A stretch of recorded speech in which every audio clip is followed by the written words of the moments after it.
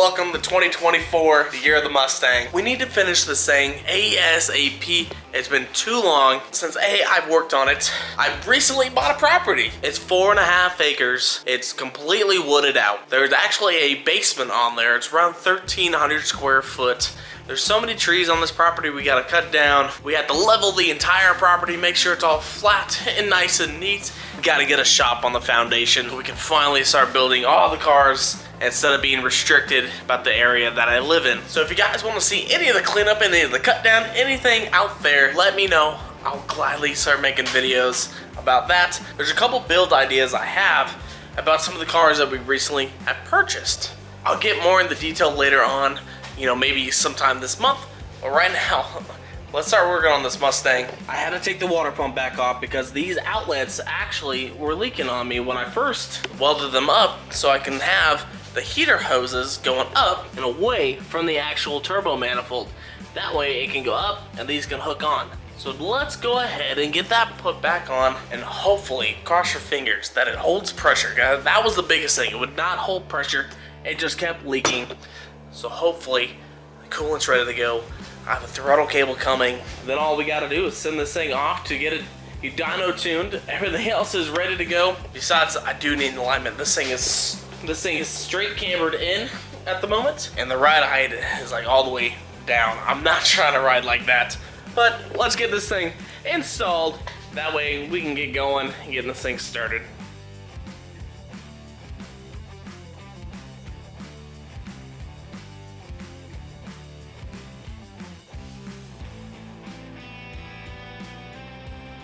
Alternator's back on, water pump's back on. Now we just gotta tighten up the hose clamps, get the lower hose on, get the heater hoses on. Then we can pressure test it and make sure everything is a-okay on this thing. I really hope it is. I'm taking my time on making sure everything is tight. That way there's no hesitation in my mind that there's gonna be a problem. We're currently sitting right below 15. Oh, I think we don't have a coolant leak anymore. Round of applause. I can't. I think we're ready to rock and roll. I'm ready to fill it up with coolant. It's got oil, it's got gas. I am in the process of putting in transmission fluid. This guy is literally taking forever to actually take a single cord. I would say, time-wise, 2 to 4 minutes at least, and I'm not kidding, 2 to 4 minutes of me sitting there draining it in, okay? No exaggeration here. Everything else is ready to go. I might do a quick alignment as well and make sure everything is a-okay, but man, the more I look at this, the more I just really need to finish it. And I'm glad you guys are patient with me because this thing is taking way longer than expected. I want to say in the near future, the build times are gonna shorten and not be so prolonged, okay? Might as well get it in, get it out, ASAP. The biggest thing, guys, is money, okay? I'm not sponsored. I do work a lot, but I want to be able to produce content for you guys, so bear with me a little bit. I don't know how many times I've said this. Maybe I just need to work less and then work out here more. But anyways, let's go ahead and get some transmission fluid back in this thing. Make sure everything is a-okay on the fluid wise. Let's get this thing started up. We got the brand new universal coolant 50/50. We got the old snap-on vacuum filler out. Now's the time we're actually gonna put the coolant in the system. This is honestly still kind of nerve-wracking, okay? But hopefully everything goes well. The throttle cable itself is gonna be here tomorrow. I don't really need to film that. Nobody really needs to see that kind of install. I do have the laptop out. Kind of want to still data log. I do want to try to tune it myself for the idle purposes, nothing else. No try to road tune it, nothing. It's going straight to the tuner once I'm done, okay? Because if I can't figure it out, I'm just gonna ship it, and obviously you guys will see it on the dyno and going, you know, really, really fast. So let's go ahead and get this thing vacuum filled. Hopefully it holds pressure. The biggest thing that I'm always worried about is coolant leaking. Nobody wants coolant leaks, especially right now. It's about to snow, and it's super, super cold.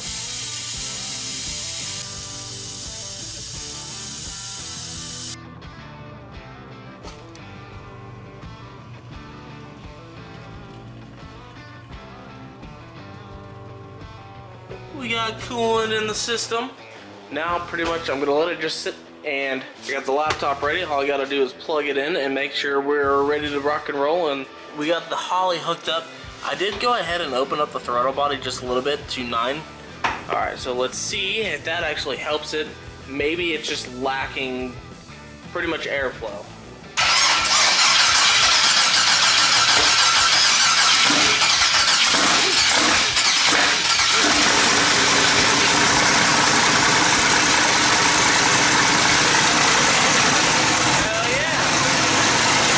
That sounds good.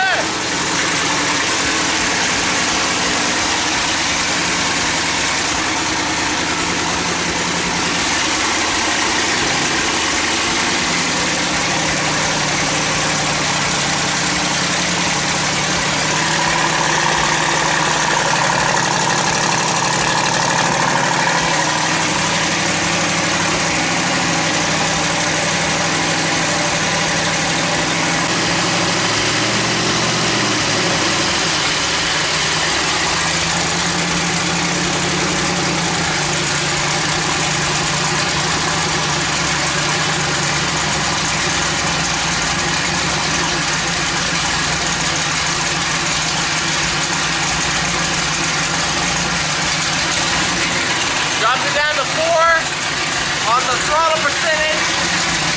That seems to be working a lot better now. Oh yeah, everything's looking good. Oil pressure about 45. I'm killing my eyes. Good Lord. It's stinky. Yeah. Woo! That tube touching? Which tube? Who knows? I fucking hope not. If so, we just gotta cover it. But man, it's a stinky in here. Alright, well, it'll idle. We just gotta finish up the coolant system. Make sure there's no air in the system. Get the throttle cable hooked up. Make sure the transmission fluid. Make sure the wastegates have an actual exhaust coming out of them. Other than that, she's ready to rock and roll, man. You came over at the right time, didn't you? Like right as I opened the door, you started cranking it out. You're like, ooh.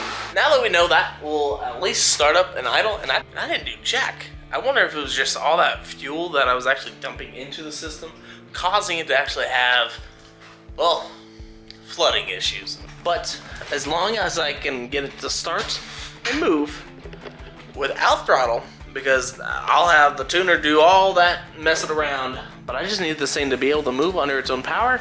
And Zach was telling me about the coolant. Since it was getting up there, it reached about 217 before I shut it off, because I obviously do not want to have any problem. We're not going to leave you high and dry. Right here, what I have is a ISS, which is a input speed sensor for Miss Flo Dana's little Mustang here. What I'm thinking what's going on is it's staying in limp mode. So basically it's stuck in second gear. So there's either two things going on. Actually 3. First thing, the ISS sensor is bad. It was sitting outside, I don't know how long. Number 2, the wiring that I did. There's 2 wires that go to it into the computer. If I don't have that hooked up properly, that's gonna cause it to be in limp mode. And number 3, transmission's bad. So I'm praying it's not number 3. I know she doesn't hope it's number 3, because it cost us $500 for that transmission, but I had no idea if it was good or bad. So just keep that in the back of your mind, and please leave down below. Hopefully it is good, but we're gonna find out right now. Let's go ahead and get this thing jacked up, get those parts off. Let's get this sensor in. There you have it. One sensor is out, so hopefully this is the problem. All right, after kind of ruining my hand here, the sensor is in. And then I got up and I just saw this. I went, well, we'll get to that later. So now, I'm not gonna throw this away just in case. If it is still a good sensor and it's still acting up, I'd rather keep it as a spare, just in case. Because A, my truck has the same transmission, just 4-wheel drive. We'll take this thing out for a little test drive. Hopefully, stay okay. Little budget Mustang that could. Yeah, don't worry about the seat, just go ahead and start the bad boy. Cold start! Oh my God! Why is it so loud? Man! It started right up! That's that LS swap power right there. still have no brake pedal. I want to say maybe it's the vacuum line, that it doesn't have a check ball in it. I'll do some more research. Reverse. Woo. And drive.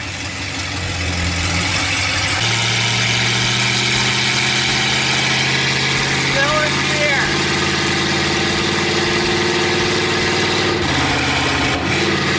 Come on, shit.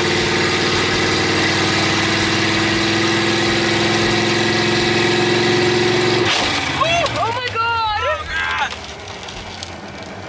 Ah! The hood! I owe you a new windshield. Oh my God! Oh man, that kind of sucks. I hope it didn't break anything on the hood. Stupid fucking...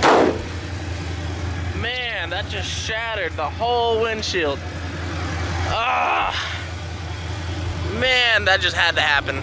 Straight up insult to injury right there. Just busted the whole windshield. Alright, let's get back to the shop. Alright, let's see the aftermath. Oh, it crunched it. Hood's alright-ish. I can fix that. Oh, I'm sorry. That hood was latched. We never even touched it. I don't even know. So transmission still doesn't shift. Now we need a windshield. We need to fix the hood. And then, top it all off, we saw this the other day. Don't know how this happened, but someone has smacked the car. And the car sits. It doesn't move. So I don't know what happened there. So this whole thing is going downhill. We'll get it fixed. This ain't a budget no more. This is not a budget no more. This budget just went out the window. Cause that's 200 bucks. Paint job, probably another 1,000 bucks. The dent over there, probably another 500 bucks. You like these taillights, huh, though? Yeah. I'm so glad you bought these taillights and not nothing else. They're cool. Cool, oh my Lana. I guess that's gonna be it for today's video. One thing's good. This one starts up in idles. This one will start up in idle. It just won't go nowhere. It just kind of stuck in gear. If anybody knows anything about the 4L80 swap, there is the adapter for the pins to connect into it, and then I ran those 2 wires to the ECU. 2 wires. See, I got the red and the blue going to one of the connectors, the bottom one on the ECU. Hopefully you guys enjoy the video. We'll see you in the next one.